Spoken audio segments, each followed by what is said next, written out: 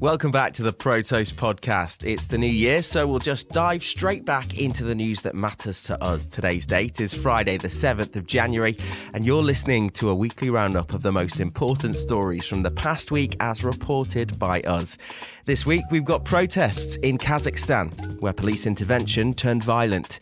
Bitcoin miners in Kosovo being forced offline amid massive power shortages, and our tribute to one of crypto's most iconic duos, the Bogdanoff twins. But first, we start today in Kosovo, where Bitcoin and cryptocurrency mining have been banned in a bid to rein in energy costs and power outages. As reported by Reuters, the announcement on Tuesday came with a hard promise from the government's energy minister that authorities won't be tolerating any rule breakers. Kosovo joins Kazakhstan, Iran and Iceland on the growing list of countries that are imposing restrictions on Bitcoin mining due to overloaded energy grids. The disruption is a particularly big problem for Kosovo, as it only has 2 power plants. Combine this with the rising costs of imported energy, and the small Balkan country is struggling to meet demand ahead of a long and cold winter. Normally, Kosovo's 2 plants would be providing the country with around 90% of its energy needs. However, the recent crisis means that up to 40% of its current supply is imported from other markets. Although rising energy costs across Europe mean emergency funds slated to support imports don't seem to stretch very far. And despite emergency measures last month, the country is still contending with its worst energy crisis in a decade. On December 24th, the government announced a 60-day state of emergency. An energy-focused committee was set up on the same day before eventually recommending a ban on cryptocurrency mining in order to relieve some pressure on the power grid. At the time, Kosovo's Minister for Economy and Energy said that this was in aid to avoid any potential unexpected or long-term lack of energy production capabilities. While the Prime Minister stressed how 1 megawatt hour is over 600% more expensive than last year, rising from a total of $79 to more than $584.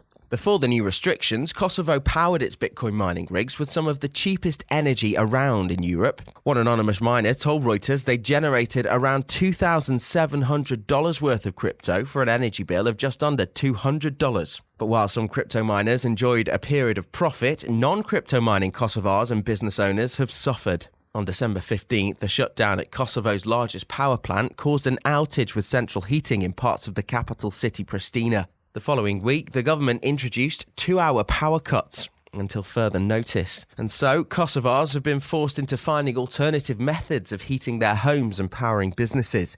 But associated costs have risen exponentially as citizens rely on portable generators to backfill the lack of federally produced energy. A similar story came out of Iceland last month. The country's largest energy distributor refused to power Bitcoin miners and other industries after power stations malfunctioned alongside a reducing renewable energy supply. Once upon a time, China dominated the Bitcoin hash rate, with miners there making use of easy access to ample and cheap renewable energy. But now, after a countrywide crackdown, communities of China-based miners are migrating to other parts of the world. But despite this, some reports suggest that illicit Bitcoin miners in China could still be controlling around 20% of the cryptocurrency's hash rate, despite the blanket ban. To Kazakhstan now, where President Kassym-Jomart Tokayev ordered a communications blackout on Wednesday, shutting down internet access across the country and forcing Bitcoin miners offline. Bitcoin's total hash rate subsequently fell by up to 12% after the nation's largest telecom, Kazakh Telecom, pulled the plug. The country ranked second after the United States in terms of global hash rate in August, with more than 18% according to the Cambridge Bitcoin Electricity Index. Several Bitcoin mining pools, including Amp Pool and Binance Pool, also experienced a drop in activity, according to mining pool stats. Deadly protests began in cities across Kazakhstan on Sunday in response to rising fuel costs in the oil-rich nation after the government removed a price cap on liquefied petroleum gas.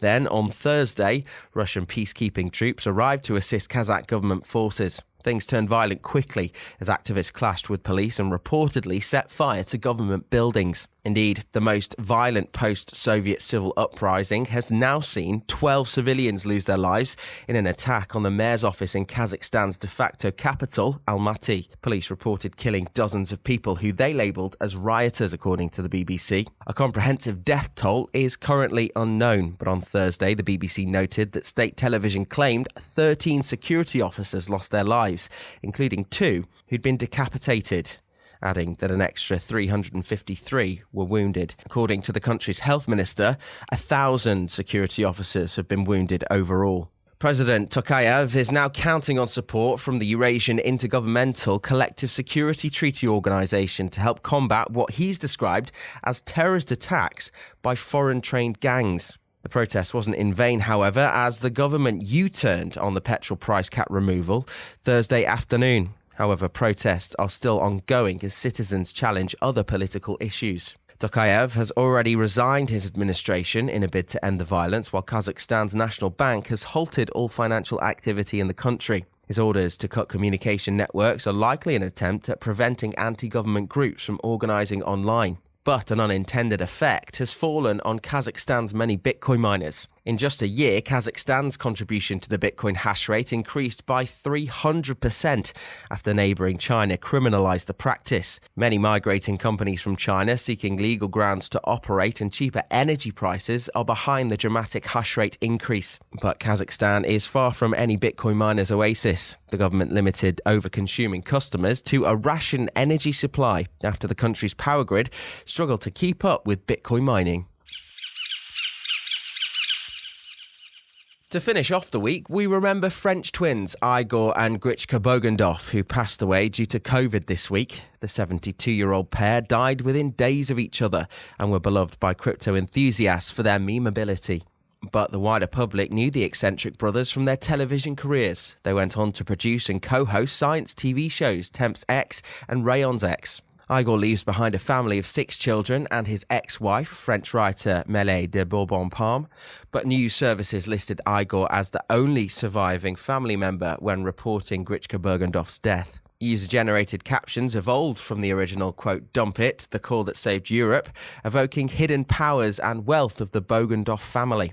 Ultimately, meme culturists had fun attributing any sudden change in crypto prices to the Bogdanoff twins throwing their wealth around. The Pump It meme was born. Like all great memes, it created comic conspiracy lore. Users captioned a series of Bogdanoff photographs, titling the collection, quote, "The phone call that saved Europe." Humorous legends circulated that the Bogdanoffs, with a single phone call to their clandestine network of operatives, could influence the price of any asset in the world. According to Igor, the Pump It meme was initially created before 2012. He theorized Satoshi Nakamoto helped popularize the pre-Bogdanoff Pump It meme. The Bogdanoff brothers leaned into their crypto infamy, and in July 2021, they claimed to have contributed to Bitcoin in its formative years. Grichka complained, quote, "As mathematicians, Igor and I were involved in creating part of the Bitcoin source code, especially the prediction code," end quote. But Igor and Grichka became the center of academic controversy starting in 2002. Scientists accused the pair of publishing misleading papers that outlined a theory of what happened before and after the Big Bang, among other things. That came to be known as the Bogdanoff affair. In the early 80s, the twins collaborated with touchscreen inventor Francois Mitzi and Japanese scientist known as Soichiro Shimoda. They claimed to have extensively discussed blockchain with Shimoda and received 2 old bitcoins from a wallet controlled by Nakamoto in 2008. Igor Bogdanoff tweeted proof of the twins' tech clout last July. But if the Bogdanoffs did indeed receive any old bitcoins in 2008, it could only have been sent from a test version of a pre-production Bitcoin code.